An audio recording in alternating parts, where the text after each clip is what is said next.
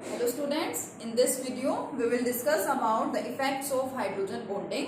Hydrogen bonding होती क्या है, कितने टाइप्स की होती है, ये हम लोग डिस्कस कर चुके थे। आज हम लोग डिस्कस करेंगे इस यूनिट का last topic, that is the effects of hydrogen bonding. कि ठीक है, हाइड्रोजन बॉन्डिंग हो जाती है कुछ मॉलिक्यूल्स में, लेकिन अगर हाइड्रोजन बॉन्डिंग होती है तो उस हाइड्रोजन बॉन्डिंग का इफेक्ट क्या पड़ता है। बहुत सारी प्रॉपर्टीज हैं जिनके ऊपर हाइड्रोजन बॉन्डिंग का इफेक्ट पड़ता है, तो हमें सीखना है कि आखिर क्या होता है कि अगर किसी सब्सटेंस में हाइड्रोजन बॉन्डिंग हो जाएगी तो। ठीक है, सबसे फर्स्ट इफेक्ट जो हाइड्रोजन बॉन्डिंग की वजह से होता है, और स्पेशली हम लोग जिस टाइप की हाइड्रोजन बॉन्डिंग के इफेक्ट डिस्कस करते हैं वो है हमारी इंटरमोलिक्यूलर हाइड्रोजन बॉन्डिंग। इसके इफेक्ट हम लोगों को यहाँ पे डिस्कस करने होते हैं। जो इंट्रामोलिक्यूलर के होते हैं वो इसके जस्ट अपोजिट होंगे। ठीक है, तो फर्स्ट इफेक्ट हाइड्रोजन बॉन्डिंग का क्या पड़ता है मॉलिक्यूल्स पे। हाइड्रोजन बॉन्डिंग की वजह से हो जाता है एसोसिएशन। अब एसोसिएशन का मतलब क्या होता है? एसोसिएशन का मतलब होता है कॉम्बिनेशन, कंबाइन करना, एक दूसरे के साथ अटैच हो जाना, जुड़ जाना। फॉर एग्जाम्पल हम लोगों ने डिस्कस किया यहाँ पे एक हाइड्रोजन फ्लोराइड का मॉलिक्यूल है। Suppose it is second molecule of hydrogen fluoride and it is third molecule of hydrogen fluoride and so on। कितने भी हो सकते हैं। इनके अंदर यहाँ पे बॉन्डिंग हो गई थी और इस बॉन्डिंग को हम लोग क्या बोलते हैं? Hydrogen bonding. हमने क्या कहा कि एक वीक बॉन्ड की फॉर्मेशन हो गई and this weak bond is known as the hydrogen bond. ठीक है, अब देखें यहाँ पे क्या होता है। ये मॉलिक्यूल आपका अलग था, ये कोई एक मॉलिक्यूल था, ये कोई फर्स्ट मॉलिक्यूल है। Suppose it is your second molecule and it is third molecule. जब तक इन मॉलिक्यूल्स के अंदर हाइड्रोजन बॉन्डिंग नहीं थी, इनका आपस में एक दूसरे से इंटरेक्शन नहीं हो रहा था, कोई अट्रैक्शन नहीं था, और ये तीनों मॉलिक्यूल्स क्या थे? एक दूसरे से अलग अलग थे। But due to hydrogen bonding ये मॉलिक्यूल्स एक दूसरे के कांटेक्ट में आए, एक दूसरे से कंबाइन हुए, एक दूसरे से इनका क्या हो गया? एसोसिएशन हो गया, जुड़ गए मॉलिक्यूल्स, एक दूसरे के साथ एसोसिएट हो गए। तो हमेशा हाइड्रोजन बॉन्डिंग की वजह से एसोसिएशन होता है। और आप लोग इस चीज को अच्छे से समझ सकते हैं कि जो एसोसिएशन है वो सिर्फ इंटरमोलिकुलर हाइड्रोजन बॉन्डिंग में ही होगा, इंट्रा में नहीं होता। क्यों? इंट्रामोलिकुलर हाइड्रोजन बॉन्डिंग का मैंने आपको एग्जांपल दिया था कि let us consider the example of salicylic acid. मान लीजिए ये है।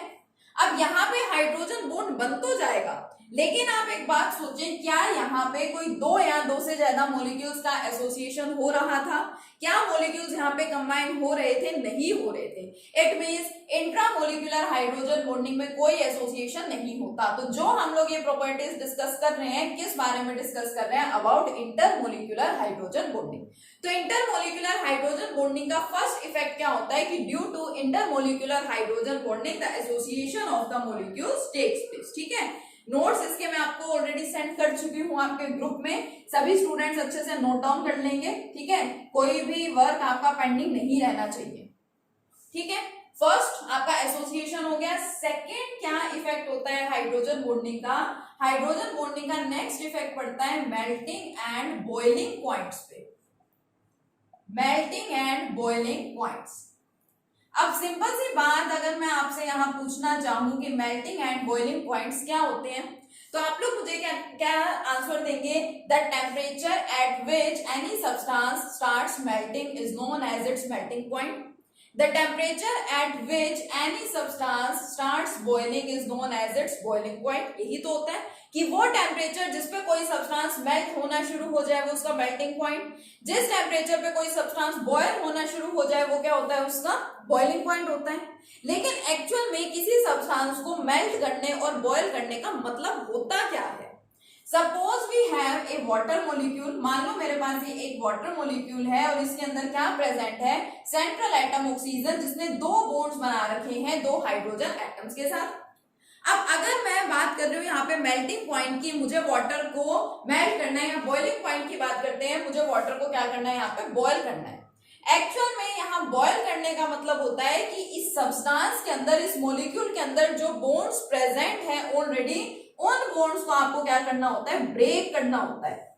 ठीक है, जो फोर्सेस ऑफ अट्रैक्शन ऑलरेडी यहाँ पे डिफरेंट एटम्स में प्रेजेंट है, उन फोर्सेस ऑफ अट्रैक्शन को आपको वीक करना होता है।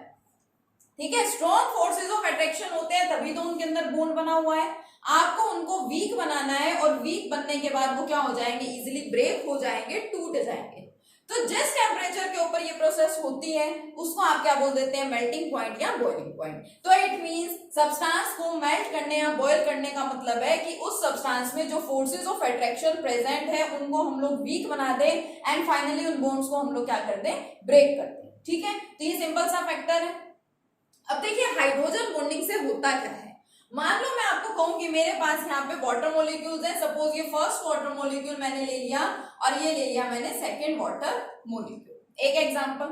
दूसरा एग्जांपल मैं यहाँ पे ले रही हूँ, आपने एक सिंपल सा कंपाउंड सुना होगा हाइड्रोजन सल्फाइड। हाइड्रोजन सल्फाइड एक कंपाउंड होता है लेकिन इसके अंदर हाइड्रोजन बॉन्डिंग प्रेजेंट नहीं होती, तो मुझे इफेक्ट पढ़ना है यहाँ पे हाइड्रोजन बॉन्डिंग का। तो मैं एग्जांपल यहाँ पे कंसीडर करूंगी एक हाइड्रोजन बॉन्ड वाला और एक विदाउट हाइड्रोजन बॉन्ड। एक एग्जांपल मैं कंसीडर करूंगी जिसमें हाइड्रोजन बॉन्ड बन रहा होगा क्योंकि मुझे उसी का इफेक्ट पढ़ना है, और एक मैं कंसीडर करूंगी जिसमें हाइड्रोजन बॉन्ड नहीं बनेगा ताकि मैं उन दोनों को क्या कर सकूं, कंपेयर कर सकूं। तो दूसरा मैंने यहाँ पे ले लिया हाइड्रोजन सल्फाइड का molecule, suppose it is first molecule, it is second molecule of hydrogen sulphide, लेकिन हाइड्रोजन सल्फाइड के अंदर तो हाइड्रोजन बॉन्ड बनता ही नहीं है। ठीक है, ये जो आपका हाइड्रोजन सल्फाइड है, हाइड्रोजन सल्फाइड के अंदर हाइड्रोजन बॉन्ड की फॉर्मेशन होती ही नहीं। मैं इसको थोड़ा सा ऊपर लिख रही हूँ ताकि आपको दिख जाए अच्छे से। ठीक है, सपोज ये है, ये आपका हाइड्रोजन सल्फाइड है, लेकिन वाटर के केस में तो आप सबको पता है वाटर के केस में हाइड्रोजन बॉन्ड बनता है, यानी कि यहाँ पे हाइड्रोजन बॉन्ड बन गया। अब देखो सिंपल सी बात है, इस सब्सटेंस को बॉयल करने का मतलब क्या है कि इस सब्सटेंस में जितने बॉन्ड्स प्रेजेंट है उसको क्या कर दूं, मैं ब्रेक कर दूं। देखिए यहाँ पे कितने बॉन्ड प्रेजेंट है, 1 2, सिर्फ 2 बॉन्ड्स हैं इस मॉलिक्यूल के अंदर। इस मॉलिक्यूल के अंदर भी सिर्फ 2 बॉन्ड्स प्रेजेंट हैं, लेकिन इन दोनों मॉलिक्यूल्स का एक दूसरे से कोई कनेक्शन नहीं है, कोई लेना देना नहीं है, क्योंकि दोनों के बीच में कोई बॉन्ड ही नहीं बन रहा। दोनों मॉलिक्यूल्स एक दूसरे से सेपरेट है, एक दूसरे से अलग है। यहाँ पे क्या हुआ, यहाँ दोनों मॉलिक्यूल एक दूसरे के साथ कंबाइन हो गए, अटैच हो गए। क्यों? क्योंकि यहाँ पे हाइड्रोजन बॉन्ड आपको बना हुआ दिखाई दे रहा है। तो अब ये 2 मॉलिक्यूल्स आपस में कंबाइन हुए और एक एडिशनल बॉन्ड भी इसमें बन गया है, जिस बॉन्ड को हम लोग क्या बोल रहे हैं, हाइड्रोजन बॉन्ड। अब टोटल बॉन्ड फाइंड आउट करो, काउंट करो, 1 2 3 4 एंड 5, यानी कि यहाँ पे टोटल बॉन्ड्स कितने हैं, 5। इधर सिर्फ 2 ही बॉन्ड है, इधर क्या है, 5 बॉन्ड्स हैं। तो सिंपल सी बात है, कॉमन सेंस वाली बात है कि अगर 2 बॉन्ड्स कहीं पे प्रेजेंट है तो उनको ब्रेक करने के लिए आपको कम टेम्परेचर देना पड़ेगा। सिर्फ 2 ही बॉन्ड है, फटाफट से टूट जाएंगे। 5 बॉन्ड्स को ब्रेक करना है, 5 बॉन्ड्स को आप लोग ब्रेक करना चाह रहे हो तो आपको टेम्परेचर थोड़ा सा ज्यादा देना पड़ेगा। मान लो मैं कहूँ ये मार्कर है, it is made up of iron atoms, तो इसके अंदर जितने भी आयरन एटम्स प्रेजेंट है उन सभी के अंदर फोर्सेस ऑफ अट्रैक्शन होंगे, उन सभी के अंदर बॉन्ड्स बने हुए होंगे। सेकंड, आपको ये बोर्ड दिखाई दे रहा है, लेट अस कंसीडर कि ये भी आयरन एटम से मिलके बना हुआ है, लेकिन आपको साइज दिख रहा है ये छोटा सा है और ये क्या है, बड़ा है। बड़ा है इट मींस इसके अंदर बहुत ज्यादा आयरन एटम्स प्रेजेंट होंगे। ज्यादा एटम्स प्रेजेंट है यानी बॉन्ड भी ज्यादा होगा। मान लो इसके अंदर जो आयरन एटम्स प्रेजेंट है वो टोटल उसके अंदर सिर्फ 5 बॉन्ड्स ही बन रहे हैं, और ये जो बोर्ड है इसके अंदर बॉन्ड्स बन रहे हैं 30। तो 5 को आप इजीली ब्रेक कर पाओगे, 30 को ब्रेक करने में आपको थोड़ा सा टाइम लगेगा, आपको थोड़ा सा और टेम्परेचर प्रोवाइड करना पड़ता है, यानी कि मेल्टिंग एंड बॉइलिंग पॉइंट बढ़ जाते हैं।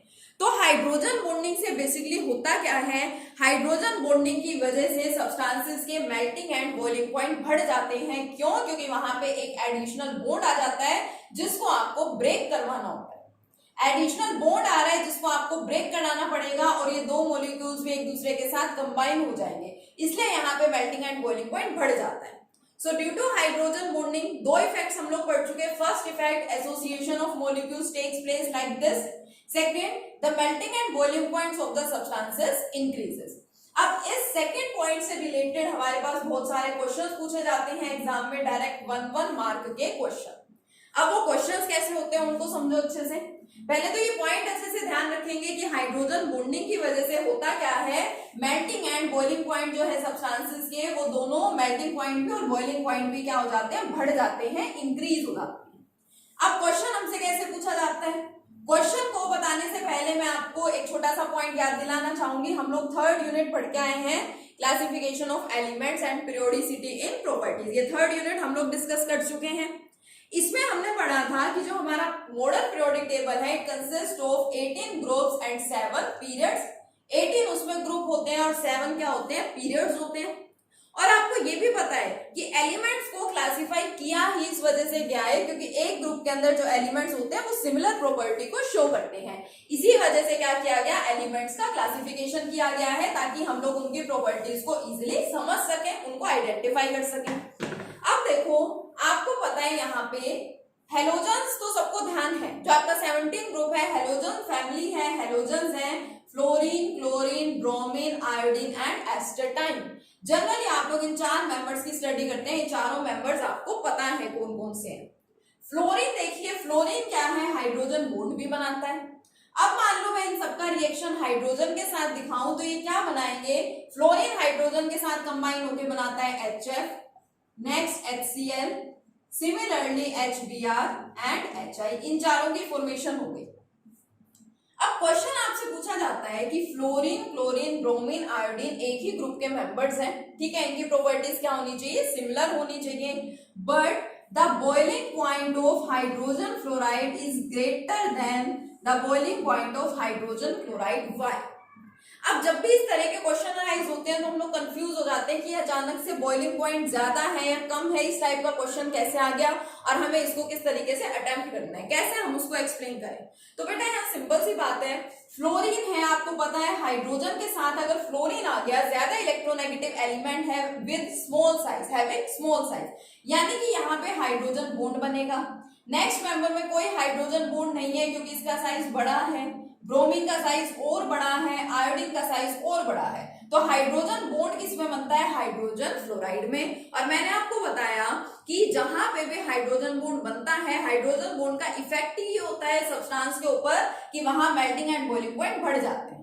तो आपसे पूछा गया explain why the boiling point of HF is greater than the boiling point of HCl, तो क्या लिखेंगे, बिकॉज या फिर due to the formation of hydrogen bonds in HF, due to hydrogen bonding in HF, जो आपका hydrogen fluoride है उसके अंदर हाइड्रोजन बॉन्डिंग हो जाती है और इसी वजह से इसके मेल्टिंग एंड बॉइलिंग पॉइंट्स आपको क्या मिलते हैं, ज्यादा मिलते हैं। दो प्रॉपर्टीज होगी सिंपल सी, एक प्रॉपर्टी आपने पढ़ी एसोसिएशन, सेकंड आप लोगों ने पढ़ा about melting and boiling point. Next property भी इसी से रिलेटेड है। नेक्स्ट प्रॉपर्टी क्या है, बहुत सिंपल सी प्रॉपर्टी है, next one is the solubility. अब एक चीज हमेशा याद रखें, नेक्स्ट इज सोल्यूबिलिटी। क्या आपको हमेशा ध्यान रखना है कि हाइड्रोजन बॉन्डिंग की वजह से जिन सब्सटेंसेस के अंदर हाइड्रोजन बॉन्डिंग होती है वो सब्सटेंसेस वाटर के अंदर इजीली डिसॉल्व हो जाते हैं। क्यों? क्योंकि उनकी प्रॉपर्टी सिमिलर है। मैं आपको कह रही हूं कि ammonia is soluble in water, why? मैंने कहा कि ammonia is soluble in water, why? इसका आंसर दो, ठीक है। और एक मैं आपसे पूछ रही हूं PH3 का नाम होता है बच्चों phosphine, phosphine is not soluble in water, इसका भी आपको रीजन देना है कि ऐसा क्यों होता है। अब मैंने यही दो पर्टिकुलर एग्जांपल क्यों लिए हैं, क्योंकि आपकी नाइट्रोजन फैमिली होती है 15 ग्रुप, उसी ग्रुप का सेकंड मेंबर होता है फास्फोरस। चाहे आप ये एग्जांपल ले लें चाहे आप ये वाला एग्जांपल ले लें, एक ही बात है। अब वो सारे सब्सटेंसेस वाटर के अंदर सोल्यूबल होते हैं जिनके अंदर हाइड्रोजन बॉन्ड की फॉर्मेशन होती है। दोनों की प्रॉपर्टी सिमिलर हो गई, यहाँ पे भी हाइड्रोजन बॉन्डिंग होती है वाटर में, अमोनिया में भी हाइड्रोजन बॉन्डिंग होती है। जब दोनों प्रॉपर्टी सिमिलर हैं तो फिर दोनों एक दूसरे के अंदर इजिली क्या हो जाते हैं, डिसॉल्व हो जाते हैं। तो हमेशा याद रखें कि जिन जिन सब्सटेंसेस के अंदर हाइड्रोजन बॉन्डिंग होती है वो सब्सटेंसेस क्या होंगे, वाटर के अंदर इजिली डिसॉल्व हो जाते हैं, वाटर में सोल्यूबल होते हैं। ठीक है, तो ये तीन प्रॉपर्टीज आई होप आपको अच्छे से समझ में आ गई होंगी। First association, second melting and boiling points and third solubility. Next lecture में कंटिन्यू करेंगे बाकी प्रॉपर्टीज के साथ। Okay, thank you.